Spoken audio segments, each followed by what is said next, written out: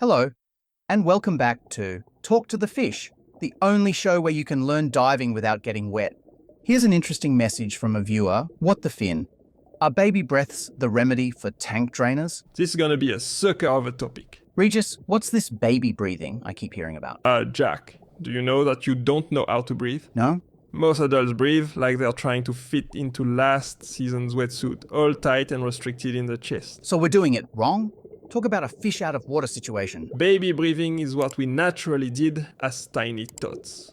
It's all about using this muscle called the diaphragm. Think of it as your body's built-in bellows. Without using it, we breathe shallow. Unlike my ex-wife, who's all shallow breathing, When you inhale properly, your belly should puff out, like a pufferfish, while the diaphragm should move down like a jellyfish's pulse, and make your chest cavity expand. like a blowfish. If this is the good way to breathe, why don't you learn it again if we lost it? Because it's not easy. A shark is not vegetarian at once. It takes time and patience. Most people find it uncomfortable at first. So basically, we need to act more like babies. Finally, my emotional maturity level comes in handy. But why should divers care about this fancy breathing, Regis? The reason is the biggest concentration in alveoli, those tiny air sacs like coral reefs, is mainly in the bottom of our lungs. Bottom we don't use too much except when using our diaphragm. This area is like a premium oxygen highway, getting more air into your blood with less effort. You lost me at alveoli. Whatever. Think of your lungs as your personal oxygen hotel. The more rooms you use, the more air you get. When you breathe like a baby, you're using not just the small rooms, but the penthouse suites as well. Double benefits. Wait, does this mean I can stay underwater longer? Better breathing means better air consumption indeed. Plus, this breathing is a stress ball. An underwater Zen master? When you're doing the slow deep baby breaths, it calms the nervous system. Less anxiety in challenging underwater situations. So I won't panic when I see my reflection in your diving mask anymore? Not sure you'll be more reassured. Ow. But it keeps you calm when that moray eel gives you the stink eye. It will help, certainly. And here's the science bit. With this deep breathing, you're getting more oxygen in and pushing more bad stuff. The carbon dioxide out. You trade the stale stuff in an aquarium for some fresh seawater. And what about that scary thing, decompression sickness? Listen up. When you breathe steady and deep, it's like having perfect balance in your body's gas bubble books. No sudden changes means less chance of getting the fizzy-dizzy sickness. Same thing with my ears, right?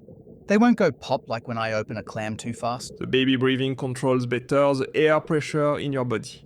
And so it makes more effective the equalization of the ears and sinuses. Our body is a coral reef, happy when things change slowly. Steady breathing keeps everything in harmony. You know, Regis, for a turtle, you make a lot of sense.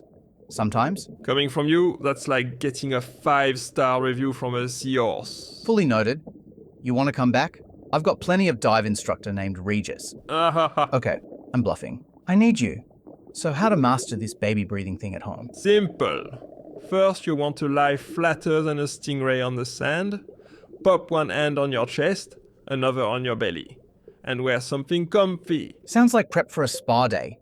Do I get cucumber slices for my eyes too? Behind your sunglasses? No, the real magic happens when you breathe through your nose, making your belly rise like high tide, while keeping your chest still as a sleeping shark. Then exhale through pursed lips. 4 seconds in, 6 seconds out. So I'm basically turning my stomach into a living bellows. Start with 5 to 10 minute practices, then work your way up. Try it lying down, sitting, even standing. And here's a pro tip. Imagine your belly is a balloon, expanding with each breath. And how often should I practice this ballet on my bed? Divers do it daily. Aim for 2 to 3 sessions, same time each day. That's all for today, folks. A huge thanks to Regis. You might move like a turtle, but your brain swims faster than a barracuda. And thanks to you, our viewers finally learned how to breathe.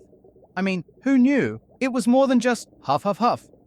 Next week, we'll cover how to take a selfie with a parrotfish when looking good in a mask is actually impossible. Until then, keep those bubbles coming and remember, if a grouper tries to eat you, you're probably wearing too much glitter.